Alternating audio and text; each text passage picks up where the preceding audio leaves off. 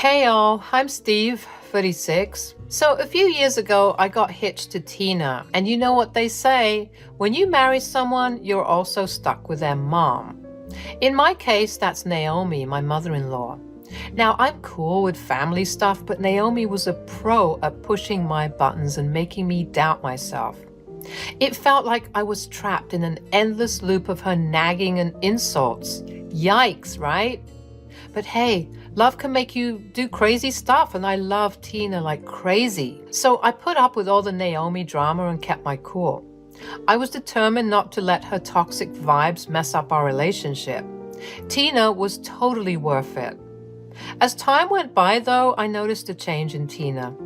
She started acting distant and withdrawn.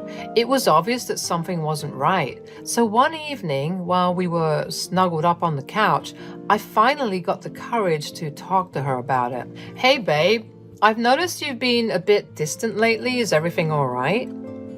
So there I was, sitting with Tina, and I could see she was struggling. Her eyes looked all frustrated and sad at the same time. After a moment of hesitation, she let out a sigh and started talking. Steve, I love you, but I can't help but feel like something is missing in our relationship. Man, my mind was going crazy, trying to figure out what she was saying. It was like a tornado inside my head, trying to make sense of her words. I racked my brain for potential problems, but for the life of me, I couldn't figure out what she was talking about. So then I asked, what do you mean, babe? I thought we were solid. Steve, it's just, I don't feel the same respect for you as I used to. I miss the days when we were on top, when the money was flowing, and we had it all. I know it sounds shallow, but it's how I feel. I was used to a certain lifestyle, and now, I don't know. What the hell? Her words hit me hard. I'm not going to lie. I couldn't believe it had come to this point. Was our love all about money and success? It made me so mad, hurt, and confused all at once. Are you kidding me, babe? Money isn't everything. Our love should be about more than just how fat my paycheck is. We've got something real and unique here, something that goes way beyond material stuff. What are you talking about? I know, Steve, but I can't help the way I feel. I miss the security, the lifestyle we had before. It was like a back and forth of emotions, love and frustration all mixed up. But no matter how much we talked, we couldn't seem to get on the same page. As the night dragged on, it hit me that our marriage was hanging by a thread. I couldn't handle her shallowness. Like, seriously. I didn't even know who I was talking to anymore. Love is about supporting and understanding each other through thick and thin, you know? Everything went downhill after that. Over time, I got fed up with Tina's materialistic mindset. Love changes, and I realized my feelings for her were different now. The spark we once had was gone, and money or things couldn't fill that void. With that new realization, I stopped holding back when it came to Naomi's mistreatment. Oh boy, was I ready to fight back, and let me tell you, things got intense. We'd end up screaming at each other whenever we crossed paths. We were all sitting around the dinner table. It was supposed to be a peaceful family dinner. Ha! Peace was nowhere to be found. The tension was so thick you could cut it with a knife, and it felt like everyone was waiting for a huge explosion. Naomi took a sip of her wine, her eyes fixated on me. Steve, dear, I'm sorry to sound so crass, but when are you going to get your act together? I don't see any progress in your career, and it's time you step up and provide for my daughter. Well, I see the apple doesn't fall far from the tree. In case you didn't get the memo, Naomi, love and respect aren't things that can be bought and sold. I may not have stacks of cash, but I've got a heart full of love and dedication. That stuff is worth way more than any amount of money. Isn't that what truly matters? And it's not like we're swimming in poverty either. You all need to grow up. Oh, she was really mad after I said that. Oh, that's rich coming from you. You're the one who needs to grow up, Steve. Love won't pay the bills. Love won't pay for groceries. Yeah, love is important, but come on, Steve, don't be delusional. In this economy, a man is nothing if he doesn't have more than enough money. Our fights got crazy intense, each one full of bitterness and resentment. We were throwing words at each other like daggers, tearing apart our already wonky relationship. I won't get into all the nitty-gritty, but it was way out of control. I might have said some seriously harsh stuff that even makes sailors blush, but I didn't care. I was tired of her crap. One day, Tina took me aside and I could see she was so confused and hurt. Her eyes said it all. Honestly, I was surprised at her confusion. She should have seen this coming with the way she and her mother were treating me. Steve, why are you treating my mom this way? She's only looking out for our best interests. You need to stop acting so rude. It's getting out of hand. I took a deep breath, steeling myself for what I was about to say. Tina, I gotta be real with you now. The truth is, I don't feel the same love for you anymore. I mean, who are we kidding? Our marriage has turned into this messed up fight over money and lack of respect, and it seems like we won't ever get on the same page. I think we should get a divorce. Steve, you can't be serious. We've built a life together. What about our dreams? What about me? Tina, dreams change. People change. I can't keep living a lie, pretending that everything is fine when it's not. We both deserve to find our happiness. And since I can't provide that to you, I think it's best we just call it quits. I hope there's no bad blood. It's just, I can't handle this anymore. And just like that, the bomb dropped. It hit us like a ton of bricks. Everything just fell apart. Our marriage just crumbled, leaving behind a mess of broken promises and shattered hopes. We had to face the truth that it was time to go our separate ways and find our happiness. Tina and I, well, let's just say things had taken a turn for the worse between us. The tension was thick enough to cut with a steak knife, and every interaction felt like a dance on broken glass. So we both agreed that it would be best if I packed my bags and found a new place to crash while the divorce proceedings unfolded. Trust me, folks, it was the smartest move we could make to avoid any more unnecessary awkwardness. We needed some breathing space, a chance to untangle ourselves from the mess we had created and figure out how to move forward. It wasn't an easy decision, but sometimes you have to take a step back to gain clarity, right? So there I was, living in my own little slice of freedom, separate from Tina, when out of the blue I received a message that turned my world upside down. It was a message from a distant relative, a great uncle I hadn't heard from in years. The message stated that his wife, who was my direct relative, had sadly passed away, and she had left behind a whopping inheritance of $2 million just for me. Now, you might be thinking, Steve, this sounds like some elaborate scam. And trust me, I had my doubts too. My initial reaction was pure disbelief. I hadn't been in contact with my family for so long. I'm ashamed to admit that I didn't even know if they were still alive. So naturally, I questioned the realness of the message. I fired back a response demanding proof, thinking this was some sort of cruel prank or a scam artist trying to get their hands on my hard-earned cash. But you know what? He provided the evidence. The official documents, the legalities, everything checked out. I couldn't believe my eyes. It was as if fate had thrown a curveball my way and I had hit a home run. The weight of this sudden fortune hit me like a ton of bricks, and I found myself dropping to my knees, sobbing uncontrollably. I mean, think about it.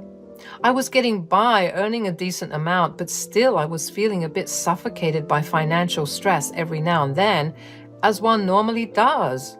And now, in one fell swoop, I had the chance to change everything. I literally became an overnight millionaire. The emotions that washed over me were immeasurable, to say the least. I was overwhelmed with a mix of emotions from shock to disbelief to sheer gratitude. Word travels fast in a small town, y'all, and before I knew it, news of my impending millionaire status spread like wildfire. It seemed like everyone and their mother was suddenly interested in my life.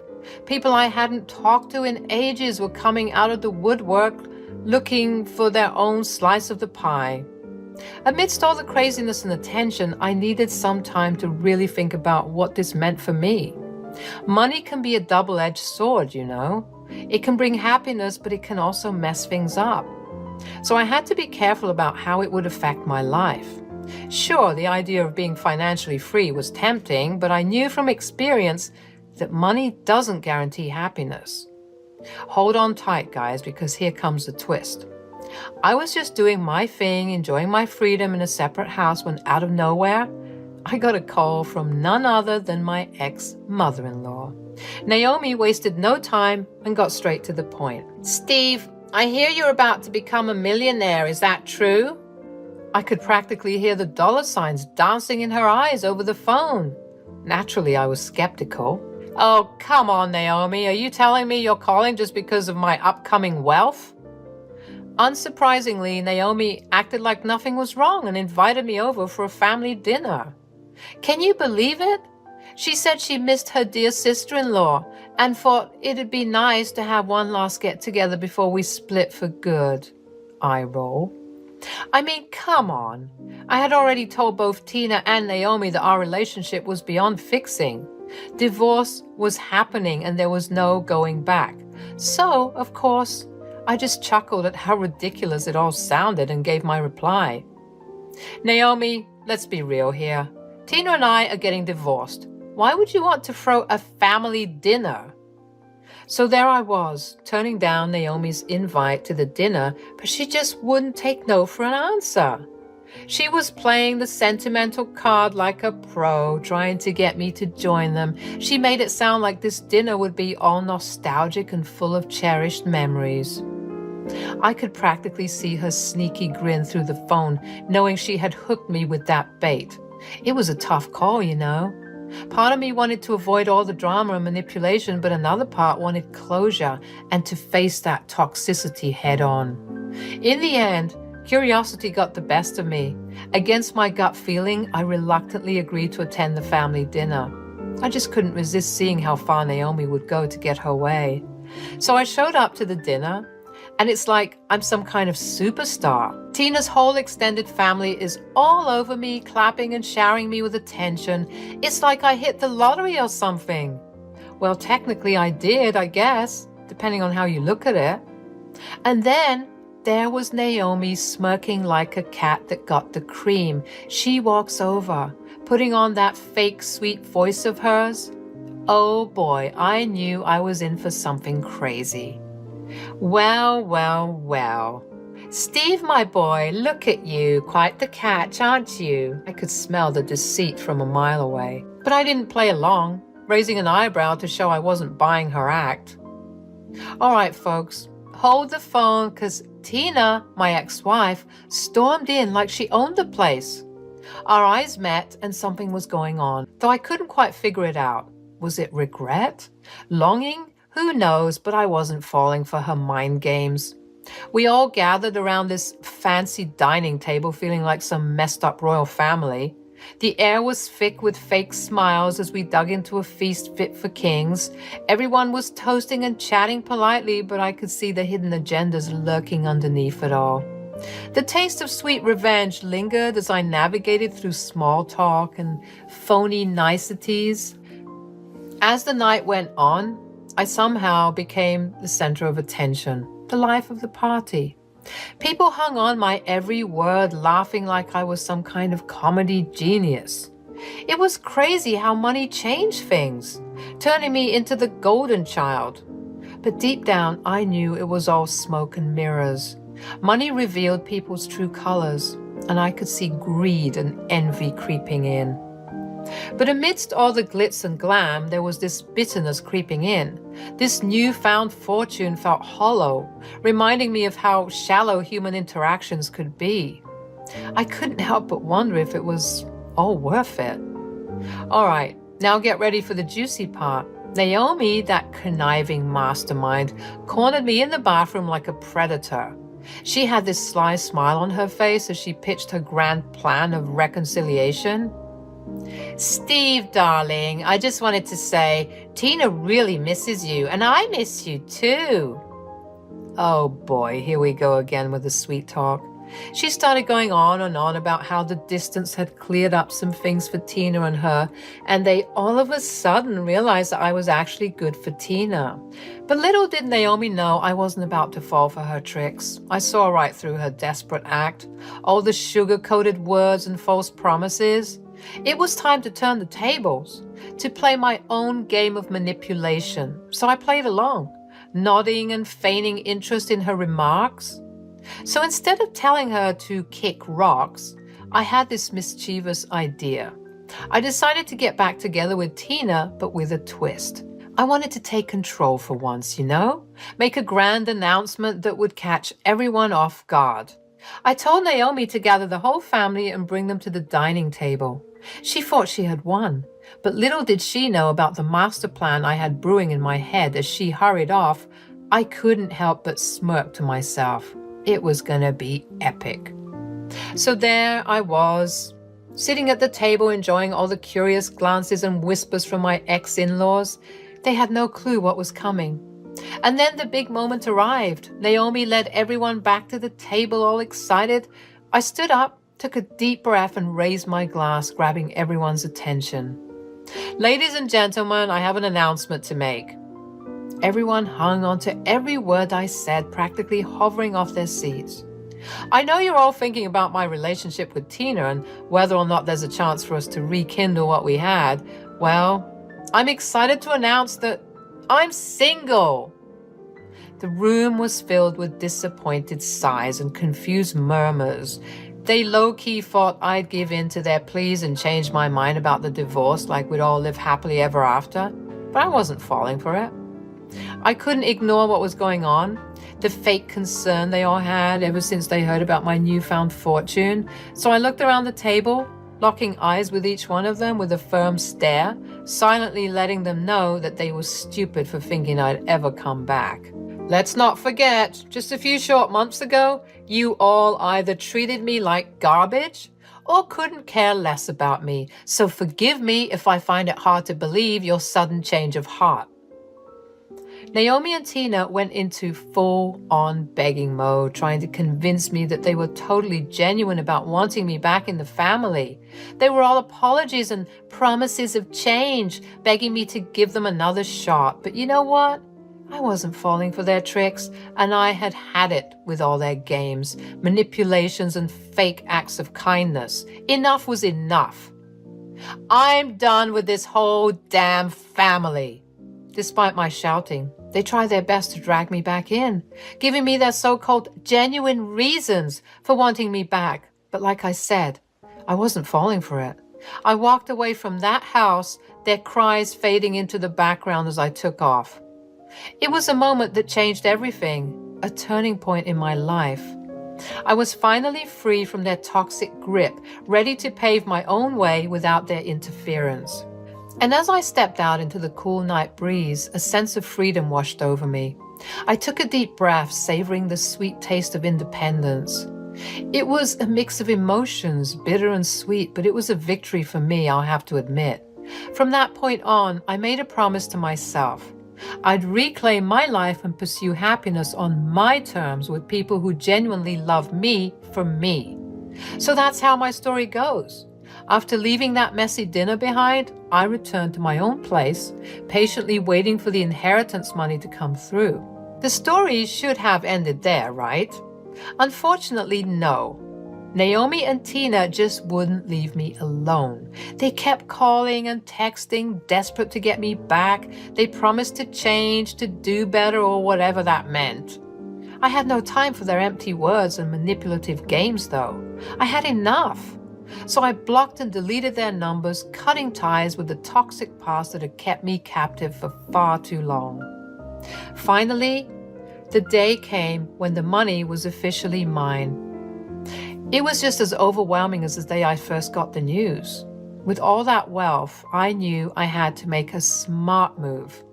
I watched all those horror stories of people who lost their money after winning the lottery, and I was determined to be one of the guys who actually used it wisely. This small town wasn't the right place for a guy with that kind of fortune. I mean, having loads of cash can attract all kinds of bad attention and enemies, so I packed my bags and said goodbye to the familiar streets and faces that used to bug me. I left without a trace, starting a whole new chapter in my life. I changed my name and moved to a different state far away from my past. There, I found a fresh start, and man, it felt liberating to have all those possibilities ahead of me. Now and then, I can't help but be curious, so I check out Tina's Instagram, and let me tell you, it's a trip. She's trying so hard to find a sugar daddy or something to fill the void I left behind. It's kind of funny to see how desperate she's become, chasing after materialistic stuff in her hopeless quest for happiness. Her first traps are trashy, but I wish her all the best. As for me, I'm just chilling. I've come to realize that true happiness isn't found in all that shallow wealth or the messed up relationship that used to haunt me. I found peace in my newfound independence, living a life that's free from their toxic grip.